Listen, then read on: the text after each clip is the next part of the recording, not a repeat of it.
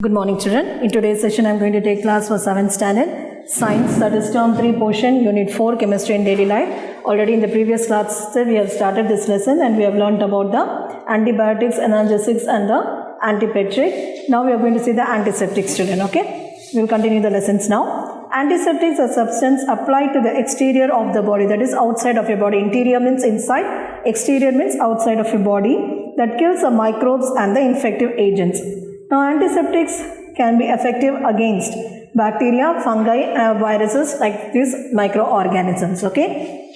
Now, we'll see the differences between the antiseptic and disinfectants. Now, all antiseptics are disinfectants. Okay. All antiseptics are disinfectants. Now, we'll see the differences, antiseptics and disinfectants. It is not infected. Okay, these are called the antiseptics. All antiseptics are disinfectants and all disinfectants are antiseptic. Okay, all disinfectants are antiseptic. Next, it can be applied on the live tissues. Applied on any live tissues. Okay, then disinfectant can apply on the animate object. Applied on the animate object, and for example, for this skin, live tissues, that is outer part. Okay, and mucus, that is outer part of your body, that is external. And here disinfectants, for example, surface and floor, all these. Okay, these are the infectants, these are the differences. Okay, now we are going to see the antihistamine. So antihistamines are defined as drugs that we can find in the body that are used for allergies. Okay, these antihistamines are used in the treatment of allergic reactions and cold symptoms. Now, when histamine is released, it interacts with the histamine receptors and cause changes in the body functions. Now, medicines. For this, medicines are used to treat the disease and to improve our health. In the science or practice of diagnosis, treatment and prevention of disease, there are many ways to intake the medicine. So, in this treatment, there are many ways to take the intake of an intake means eating the medicines. One, oral use, and then external use and injections. And medicines we treat our disease and lead us to the good health. If we take these medicines, it leads to a good health. Then we will go to the combustion. Now, did you all take down in this notebook, children? Can learn this. Then next is combustion. We are going to learn about combustion. Okay. Now, combustion. Can you guess what is common in rusting of iron, burning coal and the flame of the candle? Candle and the flame, that is flame. They all undergo a chemical reaction. So, all these undergo a chemical reaction known as combustion. The chemical reaction takes place in this is known as a combustion. Now, combustion is a chemical reaction that occurs in the presence of fuel and the oxidizing agent that produces energy in the form of heat and light. So, it produces energy in the form of a heat and light. Now, when we call as burning is really a chemical reaction. So, burning is a chemical reaction and it's a combustion also. In fact, combustion is one of the first chemical reaction that is harnessed, means controlled by the humans. So, burning is a combustion reaction and this is a first chemical reaction that is controlled by the humans. Okay. Now, all combustion reactions are exothermic, that is they release heat. They give out heat, that is called as a exothermic. Now, it's the ignition temperature. Now, we are going to see the ignition temperature. Now, what we are going to see what is ignition temperature now. Okay, ignition temperature is the minimum temperature at which a substance catch fire and burn is called the ignition temperature. That is, a substance which catches fire and burns at a minimum temperature is called as a ignition temperature. A substance will not catch fire and burn if the temperature is lower than the ignition temperature. If it's minimum temperature only, it catches fire and burns. That is the ignition temperature. If it is lower than the ignition temperature, it does not catch fire and burn. And different substances have different ignition temperature also. Then substances which we have very low ignition temperature and easily catch fire with a flame are called as a inflammable substances. Okay, they are called as a inflammable, that is which easily catch fire, okay, are called as a inflammable substance. Example, petrol, alcohol, that is LPG gas, CNG, compressed air, all these catches fire easily. Okay, then flame is the light and the heat produced by the flame is an energy and it's not matter. It's an energy and it's not a matter. And but fire is a matter here. Okay, the light and the heat produced by the flame is energy, but the fire is a matter. Okay, now fire chemical reaction is oxygen plus heat plus fuel is fire.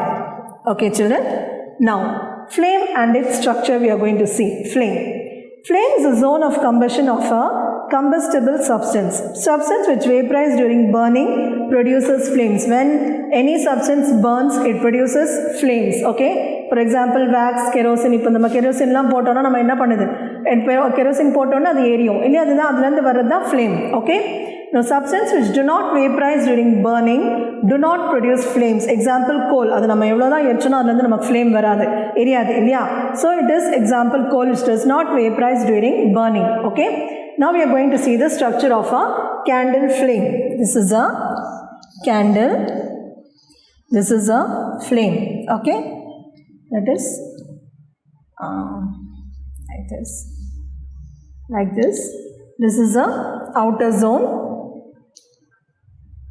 which is blue, then middle zone that is yellow, and the innermost zone which is black. Okay, and this is the outer zone is the hottest part and the middle zone is a moderately hot. Moderately means not more hot, not too less hot. Okay, this is least hot. Moderate na least ko hot ko nadula irukkudu. Okay, so this is the hotter outer zone, this is the middle zone, and this is the innermost zone. Okay, now we are going to see the outer zone first. This is the outer zone. Okay, it's an outer zone.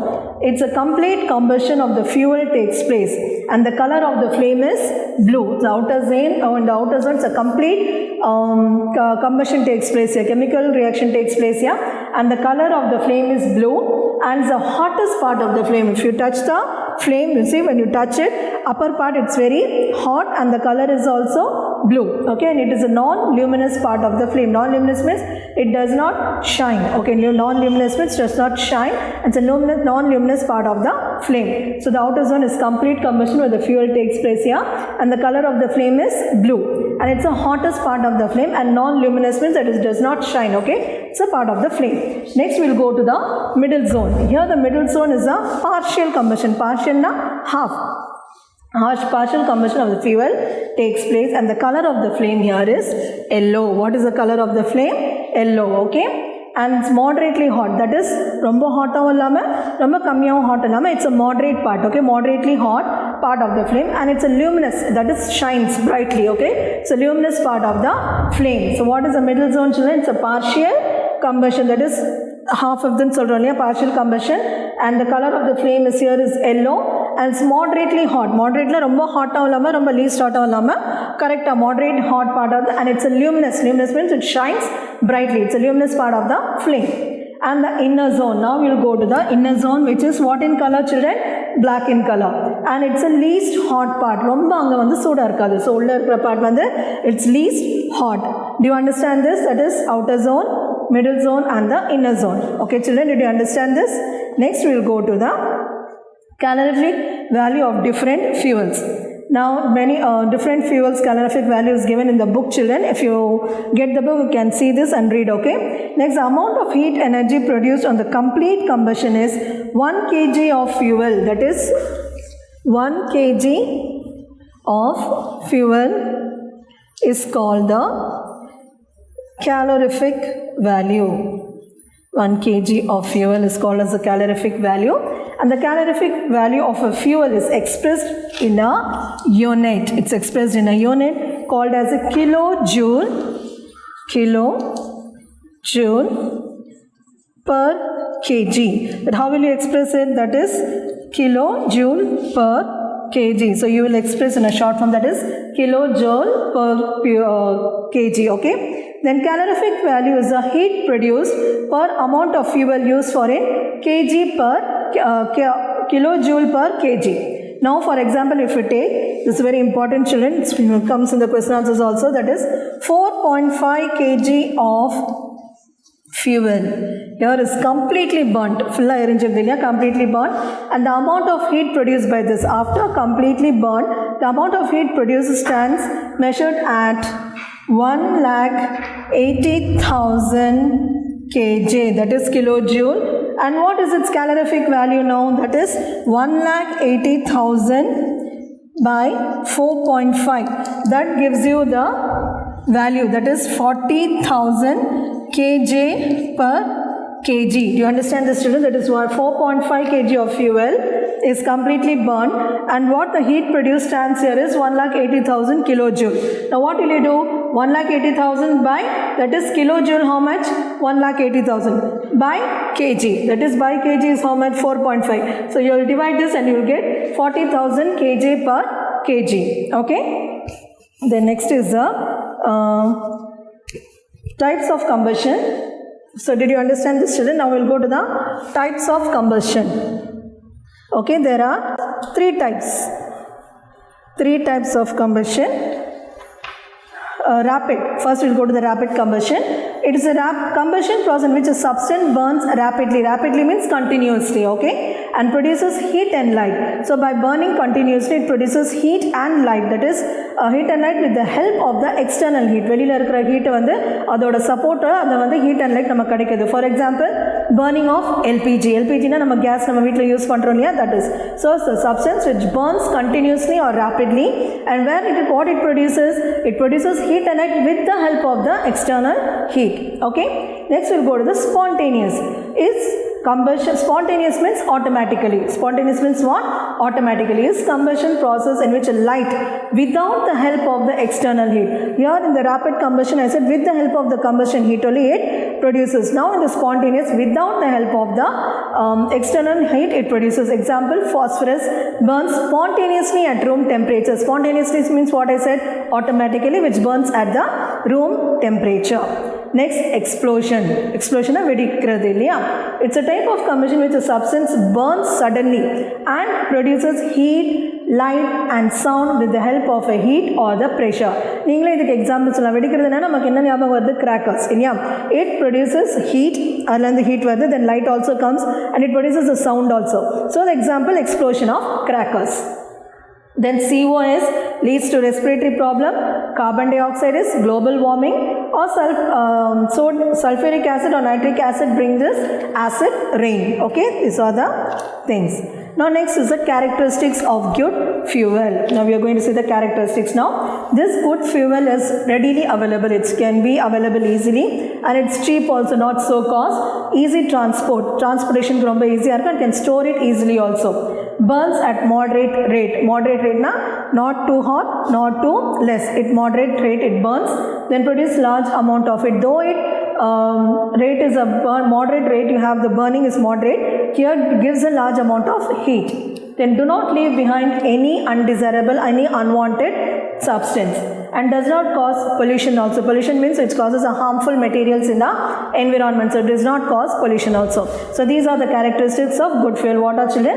It's readily available and it's very cheap, it's easy to transport, easy transportation and easy to store.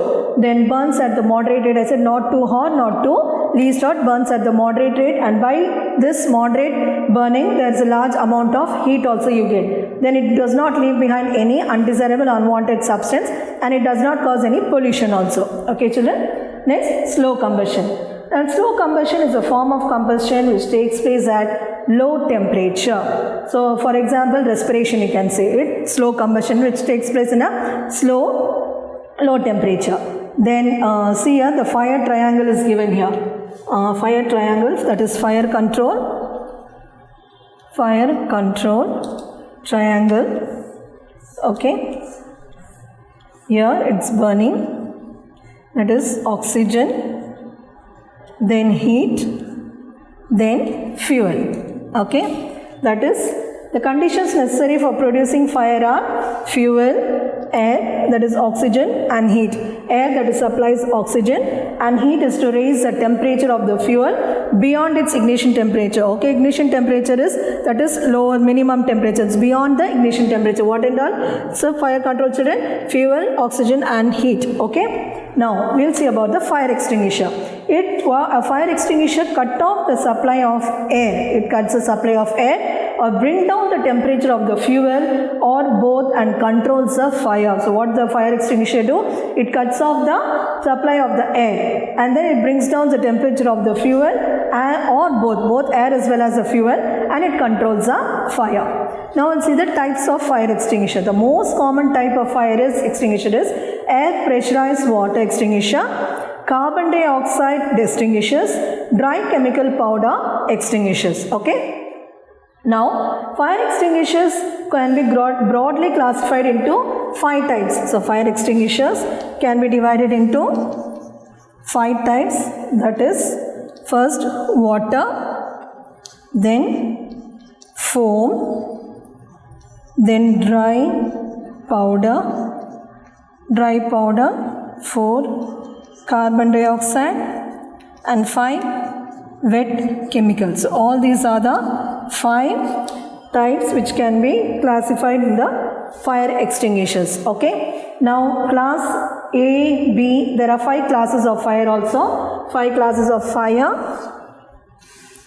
5 classes of fire, that is class A, B, C, D and E. There are 5 classes of fire children. Now class A fire if you take, that's a combustible, that is chemical reaction material caused by the flammable solids such as wood, paper and the fabric. This is a flammable solid such as wood, paper and the fabric. Fabric means clothes. Okay. Then class B, you can take the flammable liquids like petrol, turpentine or paint. These are the flammable liquids. Next class C is the flammable gases. What are the gases children? I can say that hydrogen, butane or the methane. These are the gases.